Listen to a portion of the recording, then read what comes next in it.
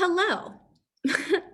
I am coming to you today to talk about why I moved to Cairo, Egypt.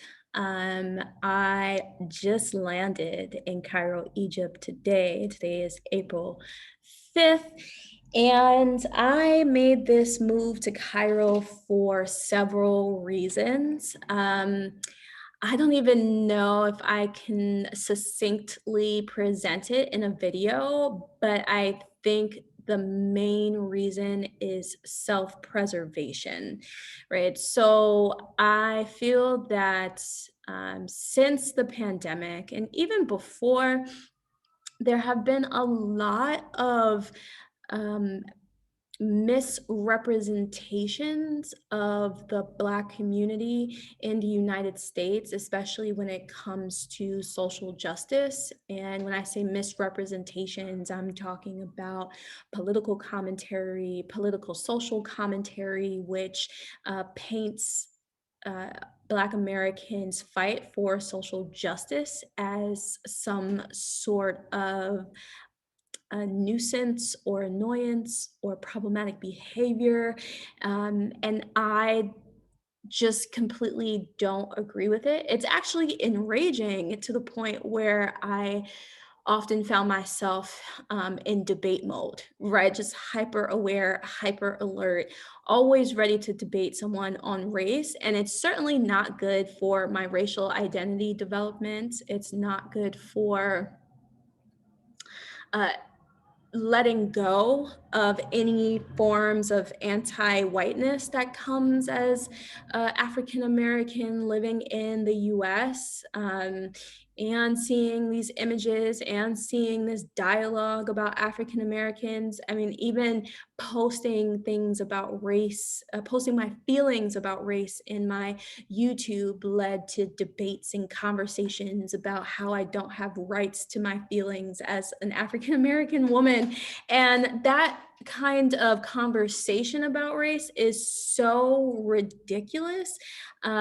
It actually seems completely alien to even have the conversation where someone who has no idea what it means to be Black, or a Black person or a person of color who cannot stand Black people, who cannot stand people of color, are invalidating my experiences and the experiences of the community around me, right? Like that just seems so absurd to have that kind of conversation. I feel like that kind of conversation goes nowhere.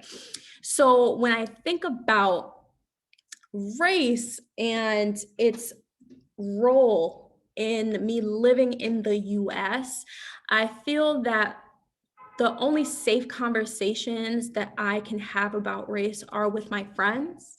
And sometimes in my work as a therapist, where I can have safe conversations with my clients, I can have safe conversations with some of my coworkers, right? But the safest place is with my friends because we align in values, right? We align in cultural identity or racial identity development.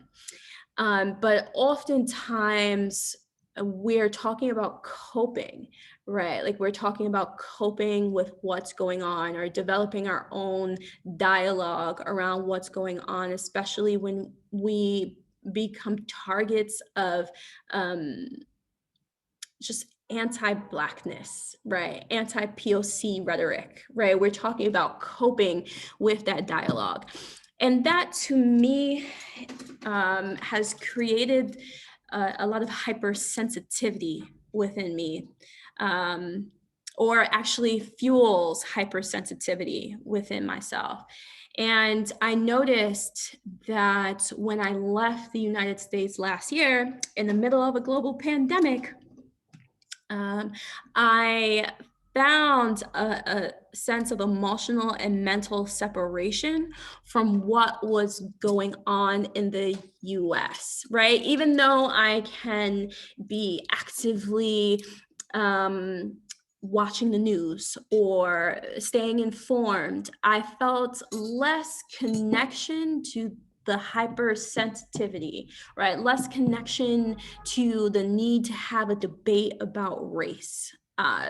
So that's one aspect of it. Another aspect of it is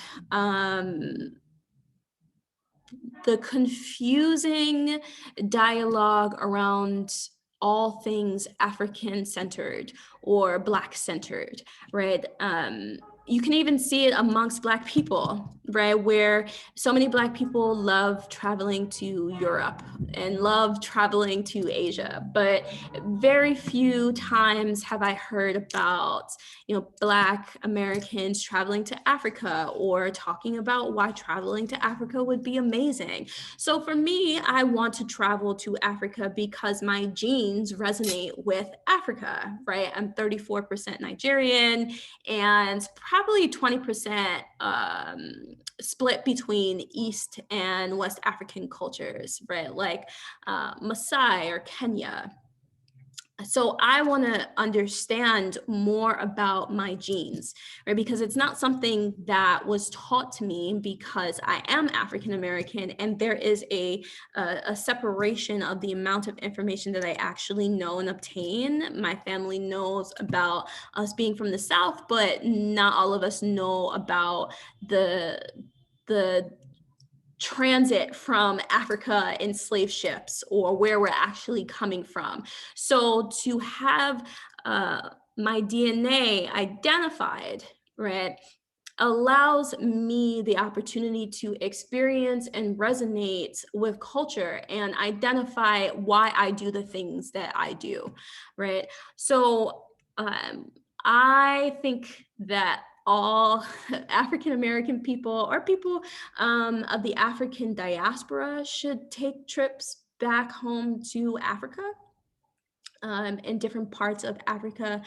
I particularly chose Egypt because Egypt originally was my obsession, right? When I was a teenager, right? I was obsessed with Egyptian mythology. I knew about Egyptian gods, probably more than I knew about the Bible.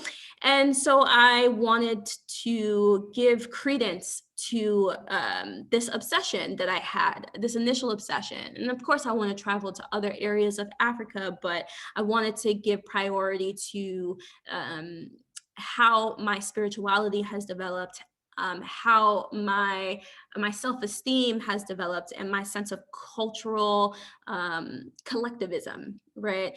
I don't think being in the United States or living solely in the United States as an African American is healthy for self-esteem and the understanding of culture, right? Because there's a perception of Africa that exists when you haven't actually traveled to it. And that perception is often influenced by media. That perception is often influenced by conversations that you're having with friends who might or might not have visited Africa. And the only way that you will get any understanding of the continent as a whole is by traveling to it and understanding your own experiences, or getting your own experiences and seeing if you can really connect with the people.